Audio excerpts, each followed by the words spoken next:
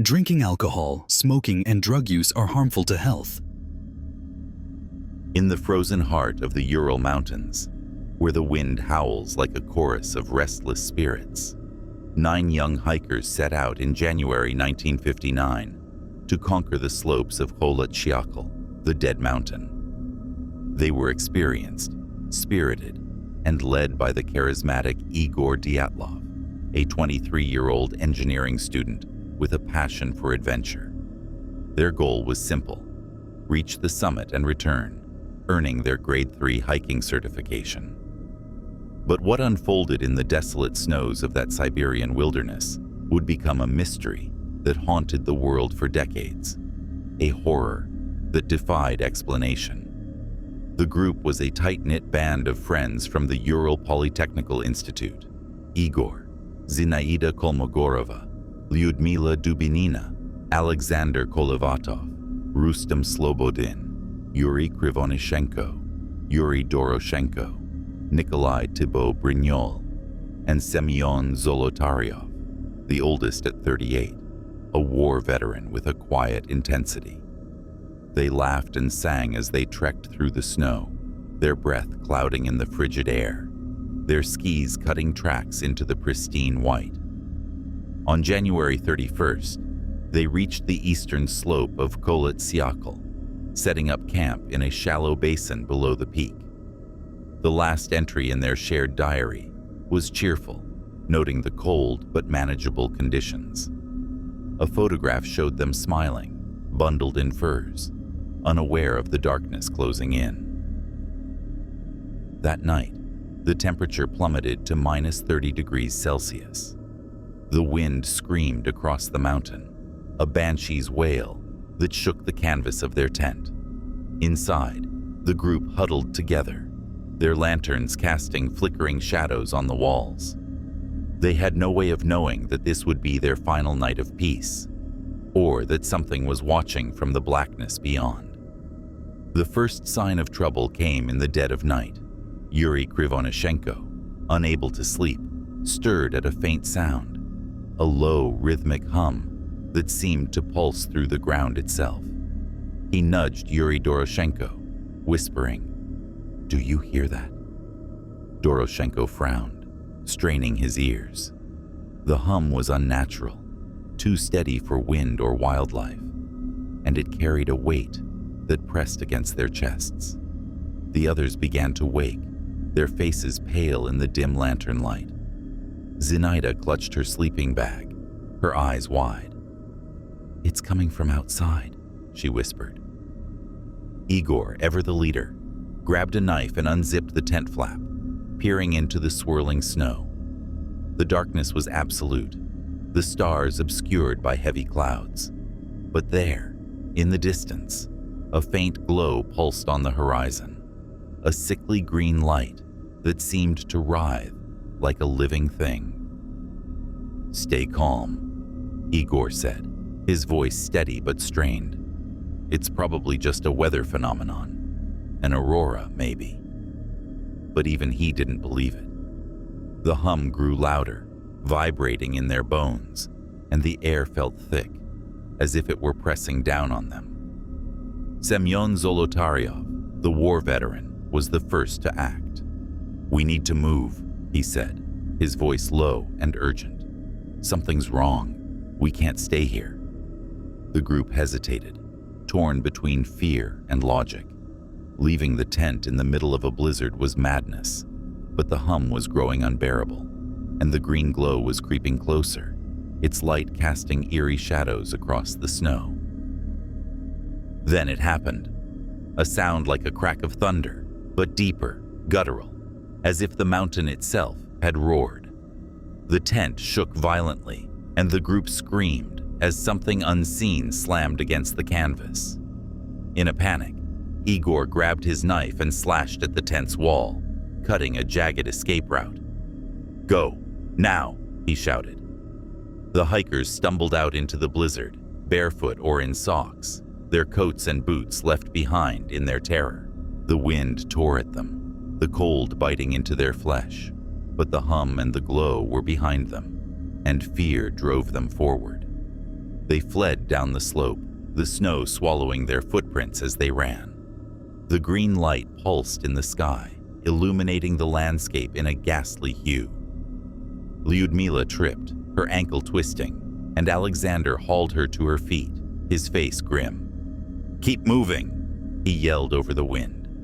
They reached a cluster of cedar trees a mile from the tent, their breaths ragged, their bodies trembling from cold and fear.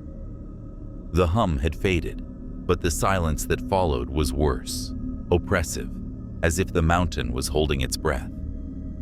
"We need fire," Rustem said, his teeth chattering. Yuri Krivonishenko and Yuri Doroshenko scrambled to break branches from the cedars, their fingers numb and bleeding. They managed a small fire, its flames weak against the howling wind. The group huddled around it, their eyes darting to the darkness beyond. "What was that?" Zinaida whispered, her voice barely audible. "What's out there?" Semyon, his face hard, scanned the horizon. The green glow was gone, but he felt it, something watching, waiting. "We can't go back to the tent," he said. "Not yet. We need to stay together." But the cold was relentless, seeping into their bones. Lyudmila's lips were turning blue, and Nikolai was shivering uncontrollably. Igor's face was set in determination, but his eyes betrayed his fear. "We'll wait until dawn," he said. "Then we'll figure out what to do." But dawn never came for them. The first to die were Yuri Krivonishenko and Yuri Doroshenko. They were found weeks later by rescuers, their bodies half buried in the snow near the cedar trees, stripped to their underclothes. The fire had gone out, and their hands were scorched, as if they'd tried to warm themselves with the dying embers. Their faces were frozen in expressions of terror, their eyes wide and unseeing. Nearby, the cedars bore strange marks, claw-like gouges that no animal could have made. Igor, Zinaida, and Rustem tried to return to the tent, their bodies succumbing to the cold as they climbed the slope.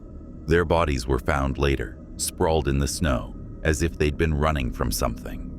Igor's hands were clenched into fists, his knuckles bloody. Zinaida's face was bruised, her mouth open in a silent scream. Rustem's skull bore a fracture, but there was no blood, no sign of what had struck him.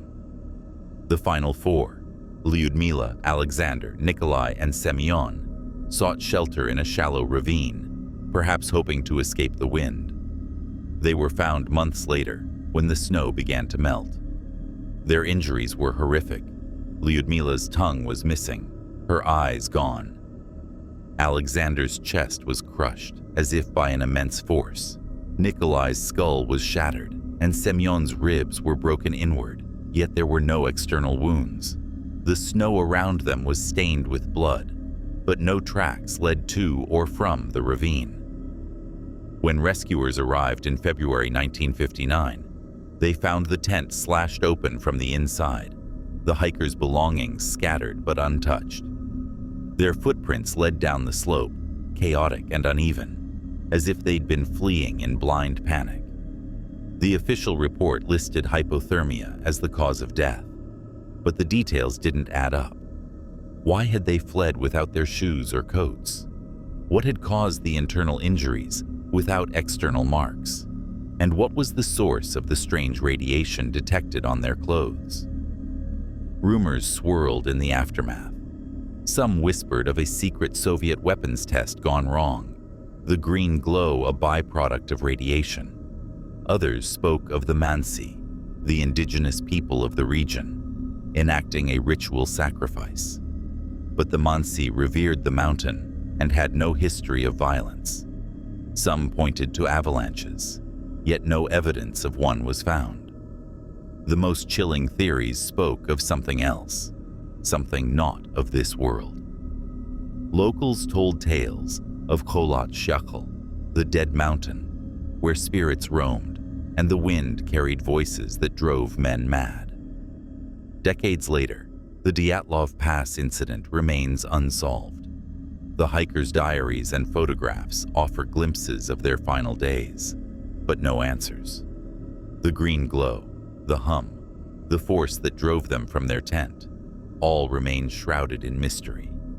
Some say the mountain itself is alive, a malevolent entity that claims those who trespass on its slopes. Others believe the hikers stumbled into something they weren't meant to see, a secret buried in the snow, guarded by forces beyond comprehension. In the silence of the Ural Mountains, where the wind still howls and the snow falls heavy, the truth lies buried. But at night, when the stars are hidden and the air grows still, you can still hear it, a faint rhythmic hum, pulsing through the ground, waiting for the next soul to wander too close to the dead mountain.